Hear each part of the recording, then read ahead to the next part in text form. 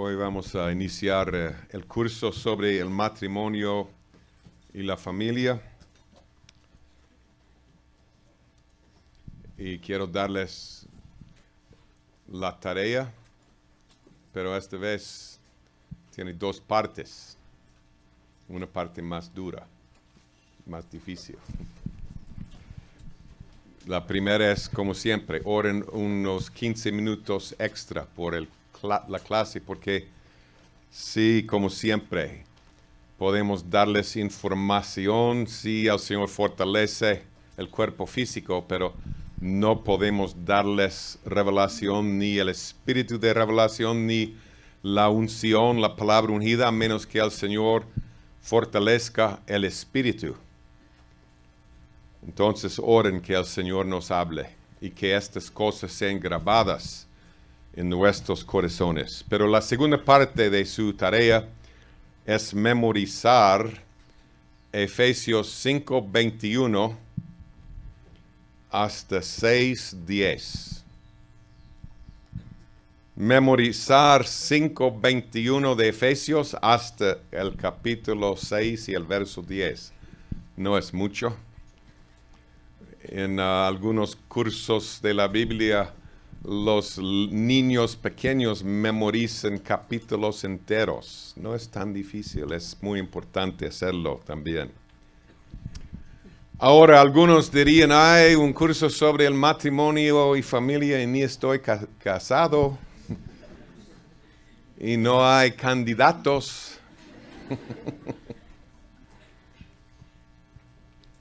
Pero las verdades que estaremos compartiendo en este curso y con la ayuda del Señor también vamos a ver algo sobre el noviazgo y el desposorio. Pero las verdades sobre la familia y matrimonio son verdades que cualquier persona que será usada en el reino de Dios necesita saber. Estas verdades son vitales, aunque no estés casado. Vitales, aunque nunca te cases. Ni hablar, ¿no? Pero aunque te cases, pero nunca tengas hijos, estas verdades son sumamente importantes para cada persona cristiana. Primero, estas verdades, todas, o casi todas, pero creo que todas, pueden ser aplicadas a nuestras vidas espirituales. Porque lo natural es una sombra de lo espiritual. Estas verdades nos enseñan cómo servir a otros, cómo relacionarse con otros, padres con hijos, hijos con padres, miembros de la iglesia. Pero además estas verdades son vitales para padres espirituales. Ojalá que cada persona aquí algún día tenga hijos espirituales. Y estas lecciones pueden ser aplicadas a la crianza de nuestros hijos espirituales también. Pero, por supuesto, cualquier persona que va a ser líder en el cuerpo de Cristo necesita entender algo sobre el matrimonio y familia, ¿no? Si va a guiar a otros, debiera entender cómo debe ser el hogar y el hogar que también existe en la iglesia, porque la iglesia es una familia, es un hogar. Primera de Timoteo 3:4 nos explica que si nuestra vida familiar no está en orden, no podemos ser líderes. No podemos ser líderes.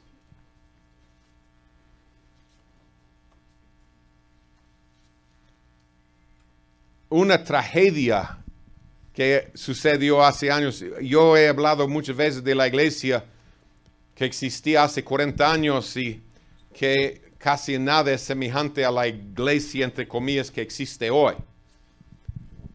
la iglesia que existía hace 40 años sabía algo de la presencia del Señor en términos generales y algo del camino del Señor, pero el mundo entró a la iglesia. Hombres de negocio han tomado control de lo que se llaman iglesias hoy y son realmente negocios grandes. Pero por otro lado, la iglesia de hace 40 años, que existía hace 40 años, no era una iglesia perfecta. Es por eso que el Señor sigue trabajando con la iglesia verdadera y su remanente para perfeccionarnos. Pero una falla increíble que existía en la iglesia, que existía hace 40 años, es que no tenían enseñanza casi por ningún lado sobre la familia. Ni hablar de noviazgo y desposorio. Ni había enseñanza sobre la familia, el hogar, cómo vivir.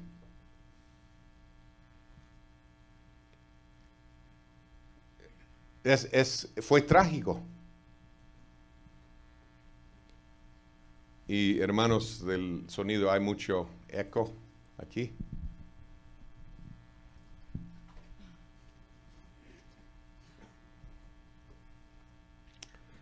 Pero si la familia no está en orden, no podemos ser líderes. La Biblia lo hace claro.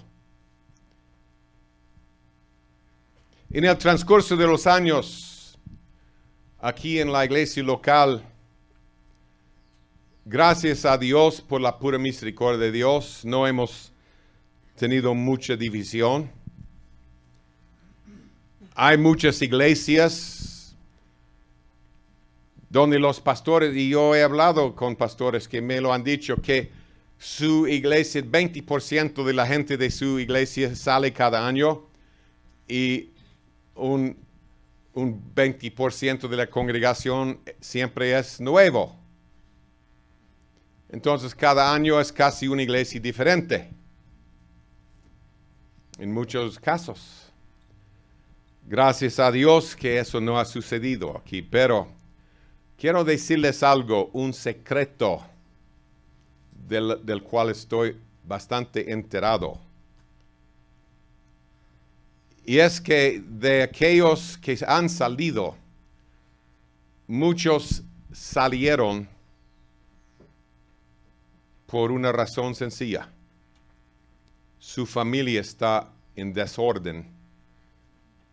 Sus hijos ya creciendo y andando en rebeldía y ellos no querían aguantar la vergüenza de no haber seguido el consejo y el camino del Señor en la crianza de sus hijos y en el orden de Dios en su familia. Y por eso ellos escogieron un pretexto para salir, pero la razón genuina fue no querían confrontar la vergüenza que sus hijos iban a causarles. Desde el principio, el Señor ha escogido las familias para cumplir sus propósitos, sus planes. Fíjense en eso. El énfasis que el Señor pone en la familia. En Génesis 2, Él empezó con una sola familia.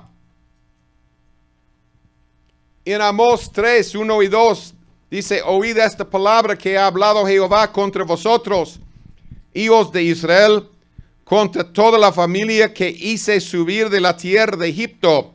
Dice así, a vosotros solamente he conocido de todas las familias de la tierra. Por tanto, os castigaré por todas vuestras maldades. Una sola familia en el principio. Escogió una sola familia, la de Abraham, después. En Malaquías 2:15, hablando del matrimonio, Él hizo el uno. De dos personas, Él hizo el uno, habiendo en él abundancia de espíritu, ¿Y por qué uno? Porque buscaba una descendencia para Dios, dice la Reina Valera, pero el hebreo dice, buscaba una descendencia piadosa. El Señor ha hecho la familia, dos personas llegando a ser una sola carne, para que salgan de esa familia piadosa una descendencia piadosa. Hijos piadosos. El Señor va a volver a poblar este planeta. Una destrucción horrorosa, se dice, ¿no? Horrífico. Una destrucción horrorosa viene a este planeta. Un remanente va a sobrevivir. Pero el Señor va a volver a poblar la tierra. Y algunos de nuestros hijos van a sobrevivir por ser una descendencia piadosa. Dice, guardaos pues, en Malaquías 2:15, en vuestro espíritu no seáis desleales para con la mujer de vuestra juventud. ¿Por qué? Porque el Señor busca una descendencia piadosa. Una pregunta, si tenemos hijos, ¿estarán nuestros hijos en el reino de Dios cuando Cristo venga? ¿Van a sobrevivir? Sucederá aún nuestros hijos espirituales, solo si seguimos su plan y escogemos el orden de Dios para el matrimonio y la familia. Fíjense en cómo el énfasis que el Señor pone en el matrimonio y familia. Empezó con una familia, Adán y Eva.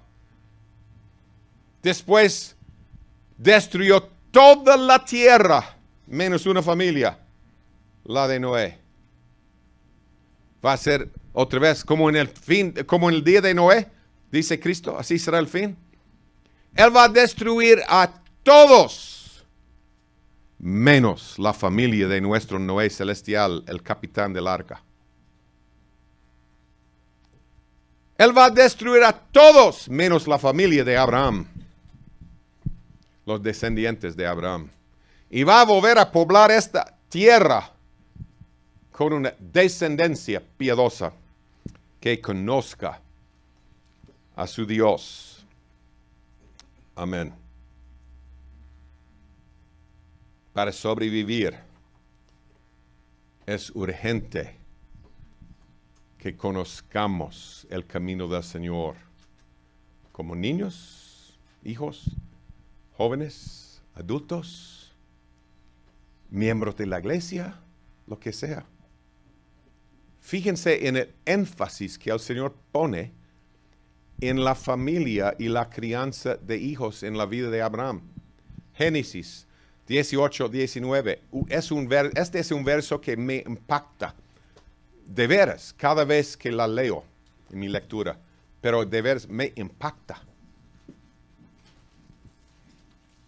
El Señor dice, porque yo sé que mandará a sus hijos y a su casa después de sí, que guarden el camino de Jehová, haciendo justicia y juicio, para que haga venir Jehová sobre Abraham lo que ha hablado acerca de él. ¿Eso te impacta? Dios está diciendo, yo sé que Abraham va a criar a sus hijos, él va a guiar a su familia en el camino divino, mi camino. Y debido a eso, yo podré cumplir mis promesas en su vida.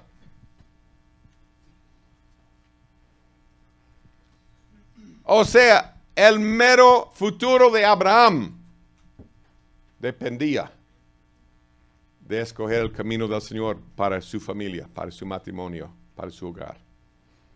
En Génesis 18:32, Abraham estaba orando, pidiéndole misericordia sobre Sodoma, si el Señor pudiera hallar ahí a 10 personas piadosas. Obviamente, no había 10 personas. Pero ¿por qué bajó el número Abraham hasta 10. Porque si leemos cuidadosamente, como hemos hecho en el estudio de Génesis, la historia de Lot, Lot tenía por lo menos 10 miembros en su familia. Y él no había guiado a ninguno, casi a ninguno, a la justicia. Podemos decir a ninguno, ni su esposa fue o era una mujer obediente. Desobedeció al Señor, a los ángeles. Sus únicas 2 hijas sobrevivientes habían sido tan corrompidas por el ambiente de Sodoma que cayeron en la inmoralidad. Pensaban que era una meta importante para ellas, tener hijos, lo único importante en la vida. Qué tristeza.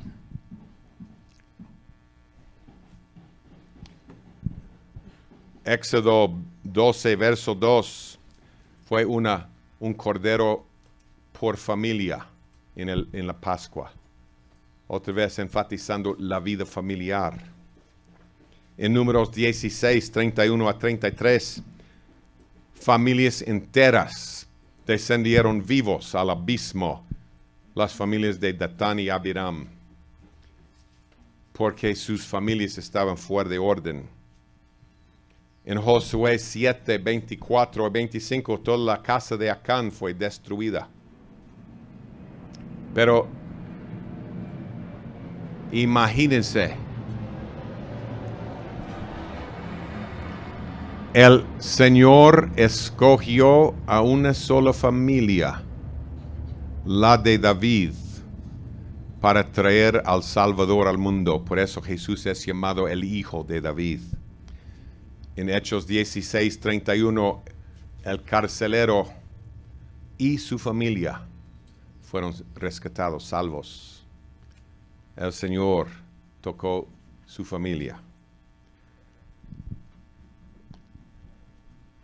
Ahora, la triste verdad es que, y creo que muchos de ustedes lo han vivido, porque así es la vida, pero la triste verdad es que para la mayoría de parejas, aún cristianas, el matrimonio es una gran carga. ¿Sí? Es una prueba diaria. Es difícil. Hay luchas, peleas, desacuerdos, mucha tristeza en el hogar. Y en más de 50% de los hogares cristianos, un divorcio está sobre el horizonte. Trágico, ¿no? Trágico. ¿Pero por qué? ¿No es el plan de Dios? ¿Por qué?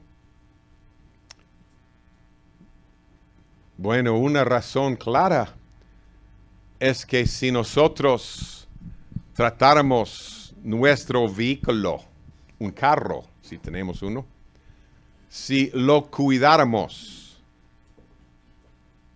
de la misma forma que cuidamos nuestros hogares y matrimonios y familias, nuestros carros no durarían casi nada. Muy pronto serían chatarra. O sea, si uno no sigue las instrucciones para el carro se arruina. Con razón, nuestros matrimonios no funcionan porque no seguimos las instrucciones del manual. Amén. No nos importa. O no tenemos tiempo. No leemos el manual. ¿Qué es el manual del matrimonio? La familia. La Biblia. Tenemos que leerla, creerla y obedecerla, o si el matrimonio va a fracasar. Es una ley, es seguro, es como la gravedad. Si uno se lanza del techo, va a caer. aunque tenga mucha sinceridad, va a caerse. ¿Sí? Niños lo han hecho. Viendo unos personajes en las películas que con una sábana pueden volar, pero se caen. Así es el matrimonio, así es la vida en cada área, cada aspecto. Si no seguimos el manual, si no seguimos la palabra de Dios, vamos a fracasar. Amén. Ahora, queremos darles una advertencia. Estamos aquí desperdiciando nuestro tiempo si escuchamos todo esto. Y otra vez, podemos aplicar estas cosas a la vida espiritual, aunque nunca estemos casados. Pero la mayoría, por la ley de la vida, la mayoría aquí van a casarse algún día. Así es la vida, ¿no? Pero es un desperdicio de tiempo si estamos aquí y no permitimos que el Señor grabe sobre nuestros corazones este mensaje, si no lo recordamos y si después no lo aplicamos a nuestra vida. Debemos hacer buenos apuntes, recordarlo y tal vez después al casarnos, si no estás casado, comprar el curso y repasarlo de vez en cuando para corregir los errores que van a dar muy mal fruto en nuestra vida. Los errores. Obviamente no podemos aplicar ninguna verdad a nuestra vida sin la gracia de Dios. Requiere su gracia. Y Cristo nos trae la verdad y la gracia para obedecerla. Señor, ayúdenos. Ayúdenos. La gracia de Dios es dada ¿a quién? Los humildes, como estamos cantando ya en esta mañana. Los humildes. No aquellos que dicen, ya he oído esto, ya lo conozco, ya lo sé, ya todo esto es un repaso. Eso no es humildad, es orgullo. Ya estoy enterado, consciente. Señor, necesitamos el repaso porque nos olvidamos de cosas muy importantes. Y la verdad es que recordamos muy poco. Otra clave para recibir gracia vemos en Hebreos 4:16, donde el Señor dice, acerquémonos pues confiadamente al trono de la gracia para alcanzar misericordia y hallar gracia para el oportuno socorro. Tenemos que acercarnos a Dios. Tenemos que buscar su rostro. Ahí encontramos nueva gracia.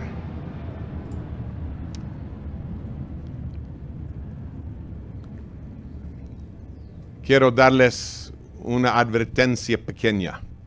También, si estás casado o vas a casarte, estas verdades requieren tiempo.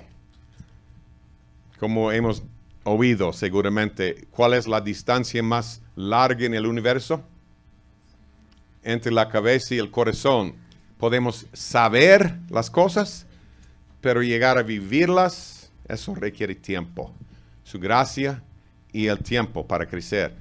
Pero tenemos que trabajar en el hogar, en la relación, en el ambiente.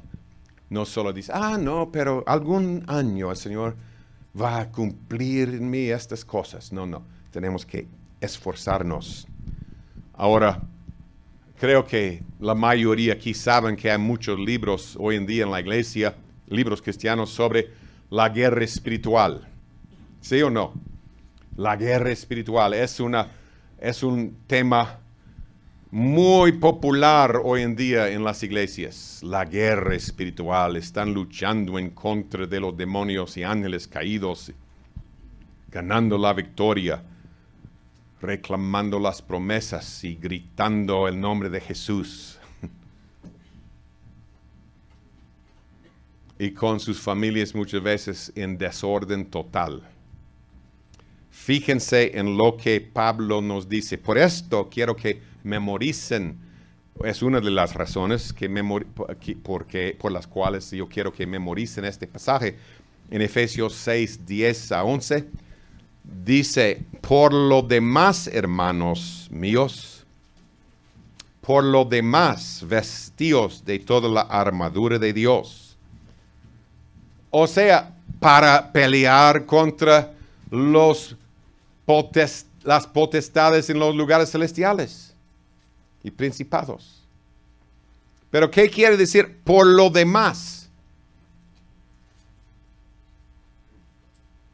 Por lo demás, ¿qué quiere decir? Hay algo anterior, ¿no? Que supuestamente hemos hecho. ¿Y qué es lo anterior? La vida familiar. ¿Cómo podríamos ganar la victoria sobre enemigos fuera de la casa si los enemigos están adentro de la casa? Sin haber sido conquistados. Imposible. Él da el orden de Dios para la familia desde Efesios 5:21 hasta 6:10, 6:9. Y dice ahora pueden luchar y ganar la victoria.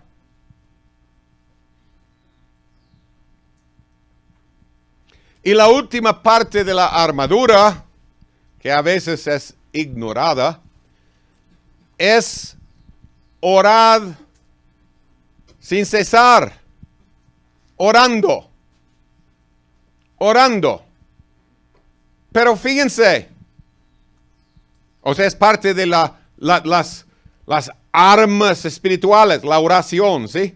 No solo la espada y la palabra y todo eso, sino también la oración, parte clave de la batalla espiritual. Pero en 1 de Pedro 3:7,